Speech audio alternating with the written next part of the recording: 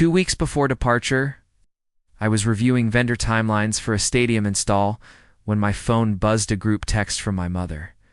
"We've decided Cairo will go instead of you. We'll take better photos." That was the entire message. No apology. No explanation. Just a verdict, delivered as carelessly as luggage falling from a speeding car. I blinked at the screen, read it once, then again. The words hung like smoke in the air. My name wasn't even included, just "we" and "decided." Silence in my office roared. I gave no reply. There was no point. Not yet. Leaning back in my chair, I stared at shelves lined with project binders. Weeks of planning had gone into this trip. 10 days in Dubai, first-class flights, a 5-star hotel, desert tours, dinner in the sky. All of it a retirement gift for my father. A thank you for drywall dust and ruined knees. Maybe even a chance to feel like family again. But my seat was given to Bree's fiancé. Cairo, the same. Cairo, who once pitched me an app idea already. Outdone by 10 better-funded versions. The same Cairo who never managed to pay a dinner bill without a sudden trip to the restroom. The same Cairo who once hijacked Christmas in our living room to talk about synergy while borrowing my Wi-Fi password. Opening the Emirates app. I saw my name still there for now. I didn't cry. Betrayal doesn't bring me to tears. Instead, I built a spreadsheet titled Dubai Recovery. Flights, hotel, tours, refund policies, security contacts. Beside each entry, I wrote one word, mine, then another spreadsheet, debt ledger. At the top, I typed their names. Back in 2018, I bought a second condo, 2 bedrooms, nothing extravagant, but newer construction and close to downtown Bend. Passive income, long-term investment.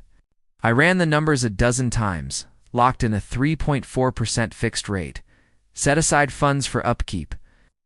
Not for them yet when Dad's work dried up during the pandemic and Mom said, "We just need time to get back on our feet." I handed over the keys. No lease. No deposit, just an agreement. $900 a month, utilities included less than half market rate. Even then, they paid inconsistently. By year 2, I stopped asking. Asking became tension. Tension became silence. That was when Bree moved in. 6 suitcases, a dog, and a ring that wasn't official yet, but close. Excuses piled up. Delayed invoices, car repairs, birthday brunches. Tracked it all. By last November, $17,800 in missed. Rent. I let the spreadsheet absorb my resentment. Rows and formulas kept score when words failed. Meanwhile, they bought a new espresso machine, the one I had in my own Amazon cart. Bree once called me cold for sending a Venmo request after. She'd used my Instacart account for $142 of sushi and supplements. "It's not a business, Serene," she told me, but it always was. A business with high output, zero return, emotionally bankrupt. So that morning I updated my spreadsheet. Then I called a locksmith. They treated me like a landlord they'd get. The paperwork to Cairo, meanwhile, oozed into our lives like spoiled cream slowly. Then suddenly, the first time I met him, he shook my hand like it was branding. Talked about leveraging legacy capital while admiring the condo lighting, wore tech vests over designer hoodies, name-dropped venture firms like old friends. Bree called him a visionary. In conniving disruption, when I asked what that meant, she blinked. It's kind of housing, but smarter. No job title, just vague concepts. Investments other people should make, while he nurtured an idea. Bree adored him. Mom called him charming. Dad nodded, too tired to argue. When I announced the Dubai trip at Sunday dinner, Dad's eyes lit up brighter than I'd seen in years. He pulled out his book on desert architecture, said he'd always dreamed of seeing the Burj Khalifa. For 5 minutes I felt warmth. Then Bree asked if Cairo could come. I said no. Calmly, "It's a gift for Dad. 4 seats are booked." Already silence. Then Bree scoffed. "Seriously? You can't just buy one more ticket?" I explained the budget. This wasn't a vacation, it was thanks. Bree crossed her arms. "You're bitter. No one's ever chosen you first." The words cut deeper than I showed. I didn't flinch. Just nodded. Gaudreau looked at his phone, above. It all, Mom mumbled something about family. Dad avoided my eyes. That night I couldn't sleep.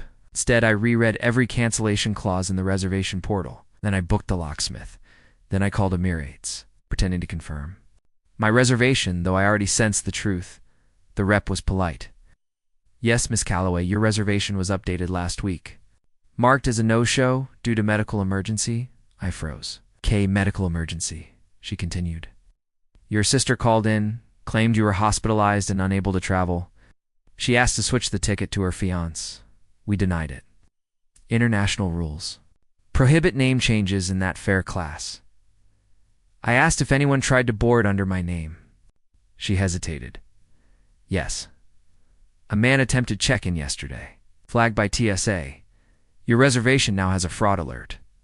Contact our fraud team. I did.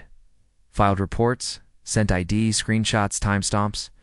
They believed me. By evening, I had the full picture. Cairo went to the airport with my ticket, my name, and a TSA friend from college trying to sneak him through. The text still glared. We've decided Cairo will go instead of you. He'll take better photos. I didn't reply. I didn't need to. Instead, I returned to my spreadsheet. Next to flights, I added cancel flag misuse. Next to hotel, I wrote call, confirm ID check. Line by line, I dismantled the trip. At the bottom, a new section, legal risk. Then I logged into my condo's smart lock system and changed the code. Before shutting my laptop, I stared at the message one last time and whispered aloud, I see you. And I did for the first time, clearly. The first call went to the hotel. My beachfront reservation near JBR on my card. Could someone check in without me? No. ID required. Perfect. Cancelled, no refund. Didn't care. Then the excursion company, desert safari, falcon show, dinner under stars canceled. Then the yacht cruise, the cooking class, the spa. Each time I heard polite confusion, faint concern, but no resistance. Refund emails arrived. I logged them carefully. Flights were harder. Emirates couldn't refund the outbound leg, but agreed to flag the return. If another mismatch occurs, we'll escalate. I thanked them, then canceled my credit card. That night, the locksmith finished. Every lock replaced. Cameras installed. Doorbell synced to my phone. Notice taped inside the window. Entry by non-tenants constitutes trespass. Contact property manager, no, they weren't tenants. No lease. That ended now. By morning. Property management firm drafted a formal lease. Market rate $2,950 per month. Utilities excluded. First and last month due at signing. Oh. A vacate notice stood ready. Finally, I called. Attorney Micah Hollis. He remembered me. I explained everything calmly. Said only I'll start the paperwork. We'll do this properly. That night I had spoken to no one in my family. Yet I had already undone everything they took. The silence was sweeter than anything they'd ever said. At 2:14 a.m., Bree texted, Mira, what did you do? The desk clerk laughed at us. I flipped my phone face down and went back to sleep. By morning, 12 more messages waited. The lease, we can't reach anyone. The excursions are gone. What's going on, Cairo? This is not only unprofessional, but borderline illegal. I'll be hearing from my attorney, Mara. He broke his arm during the camel ride. Does that mean nothing to you, Milius? You humiliated us in front of Cairo's new family? Do you understand what you've done? I understood perfectly, and I had a spreadsheet to prove it. I scrolled through their messages as though they belonged to strangers. They had already landed in Dubai, still expecting me to shoulder the burden. Even after pushing me off my own trip, they assumed I'd maintain their luxury. What they received instead was chaos. I could picture them stepping into the hotel lobby exhausted, smug, expecting cool towels and bellhops only to be told no reservation existed under their name. I imagined the panic cracking through Mira's carefully polished tone. Cairo huffing into his phone to sound important, and Milius reading with humiliation. 3 people who had built their lives on assumptions. All I had done was pull away the scaffolding. Later a video appeared. Cairo sat on a bench with a makeshift sling, while Mira shouted at a cab driver in the background. I didn't hit play. Instead, I read Milius's message. You've made your point. We'll sort it out. But this was cruel. Sarin. Cruel. That word lingered. Cruel. Cruel was paying $30,000 only to be replaced. Cruel was having your name used at airport security without permission. Cruel was being told your daughter was less photogenic than a man you'd known for 11 months. I opened a new tab and donated $1 to the GoFundMe. Mira had set up months earlier for Thorne's upcoming knee surgery.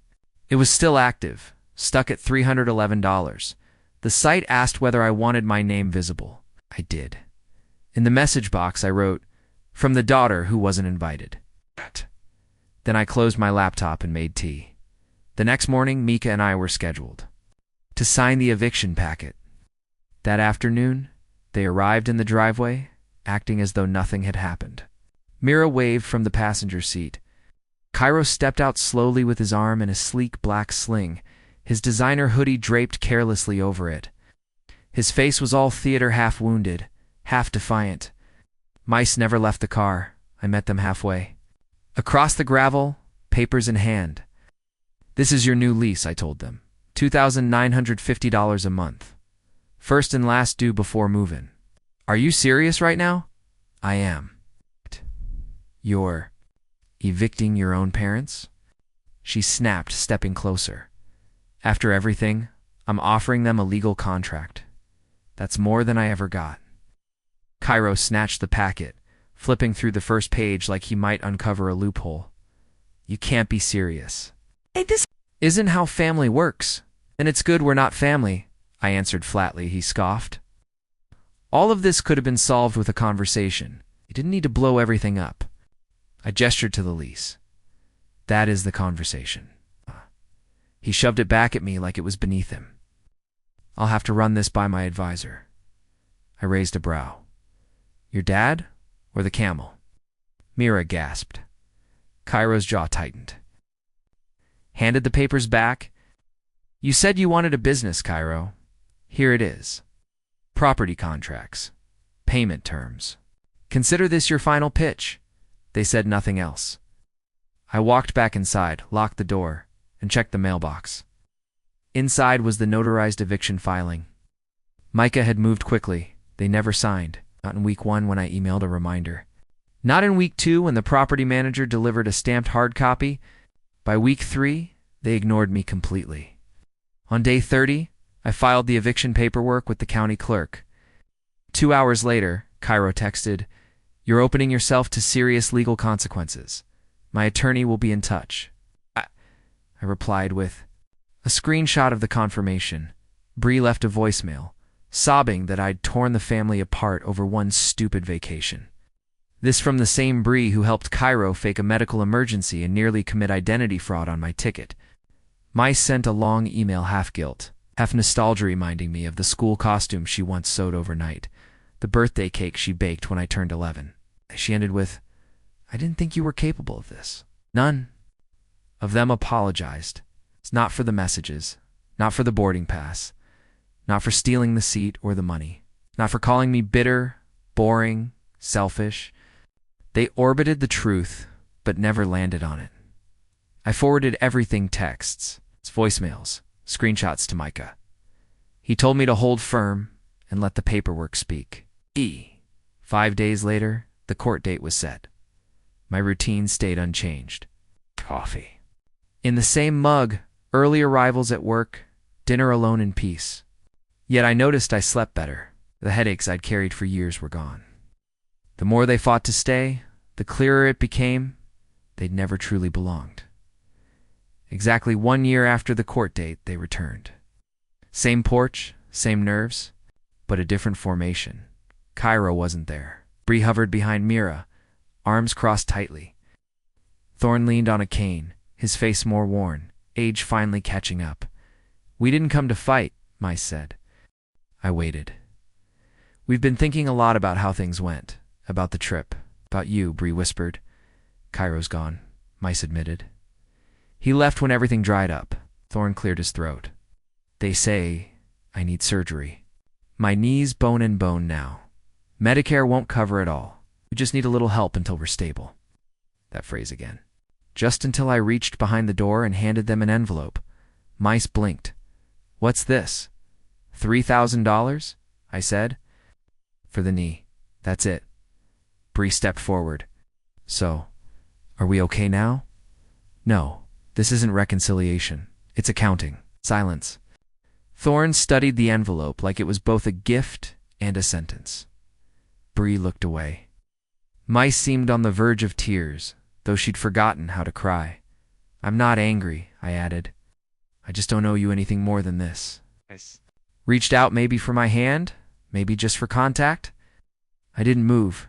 They left quietly, shadows against the fading sun. I wondered if they'd twist this too, into something uglier or softer than it was. Maybe both. But I knew the truth. This was the last payment I would ever make on a family I stopped investing in long ago. A week later, another message arrived.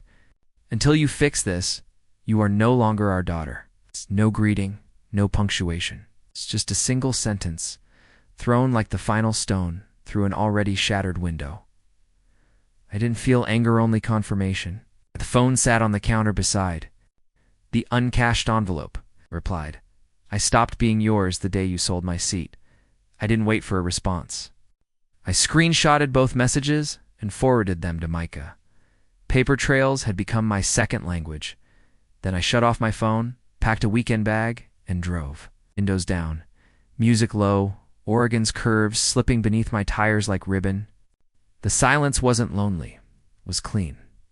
I stopped in a coastal town I'd always meant to visit, checked into a quiet inn where no one knew my name, walked the cliffs at dusk, let the cold bite my hands, and watched the ocean pull the light away inch by inch. That night, I slept without checking my phone. No notifications, no spreadsheets, no calls about rent or favors or forgiveness disguised. As obligation, when I woke, I stretched into the stillness as though I'd earned it. I brewed hotel coffee, sat by the window, and thought about that airplane seat. The one I paid for. It's the one they gave away. And I realized I didn't want it. Back. Not anymore. It's not ever.